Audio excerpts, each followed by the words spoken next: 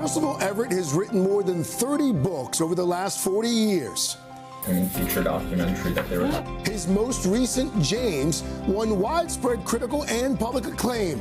Since it was published in 2024, it sold more than 2 million copies and earned Everett the National Book Award and the Pulitzer Prize. What do you think it was about James in particular that resonated with so many people? I suppose it could be the familiarity with the character himself from Twain.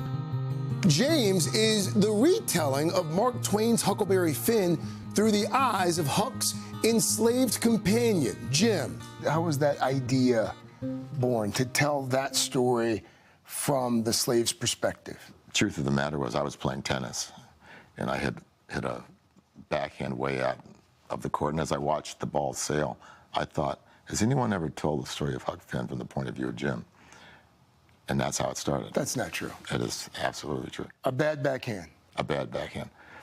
One of the themes in that book that resonated with me on a personal level, the code switching. This idea that you would have your main character speak one way with whites and then a completely different way with people who look like him. Why was that such an important theme for you to tackle? It grew out of a dissatisfaction with the depiction of enslaved peoples, actually. The fact that we have this myth of a slave dialect. And if you think about it hard just for a few seconds, why would an isolated population of individuals in Louisiana sound like an isolated population of individuals in Virginia? Well, they wouldn't.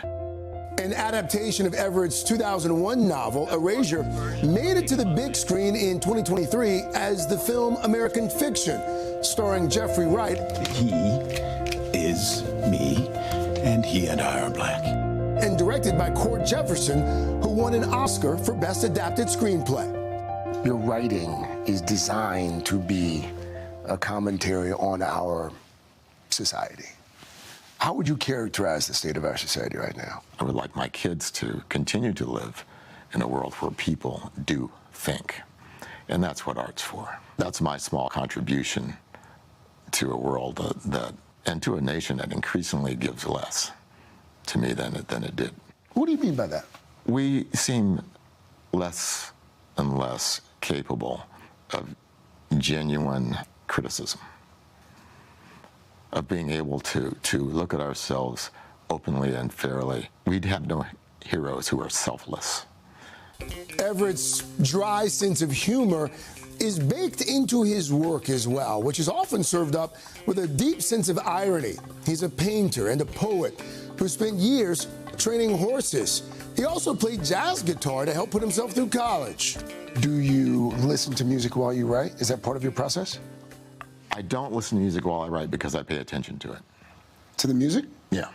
I will watch Columbo or Mission Impossible from the 60s over and over again as sort of white noise to work. He also doesn't listen to the noise on the internet. You're not on the internet at all? Well, I do email. But no social media? No. It's a bad neighborhood. What do you mean? Well, you don't know where that Uber driver is going to stop. So I just stay out of the neighborhood altogether. Hollywood has come calling again, with James set to be made into a movie produced by Steven Spielberg. Taika Waititi is set to direct. He and Everett are working on a screenplay together. And he's also been working on another novel. Well, this is where you tell me more about it. To get like some themes, a title, some characters, something. Well, I'll give you my ongoing story right now. It's called James in Space. It's a sequel to James, where James flunks out of astronaut school because he refuses to say yes, NASA, no NASA.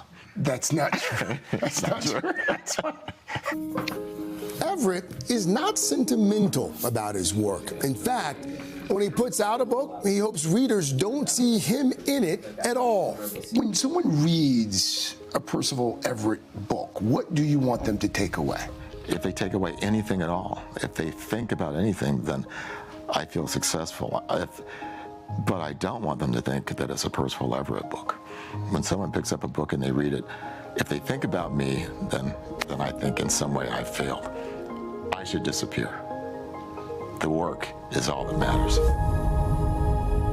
I mean, he's a marvel, and, Yeah. and he's one of these guys that you really can't put in a box in terms of his genres. I mean, he's done westerns, he's done sci-fi, he's done a little bit of everything. Tremendously talented, prolific as well. On top of the James screenplay and the new novel due out next year. James in Space? Yes, a joke.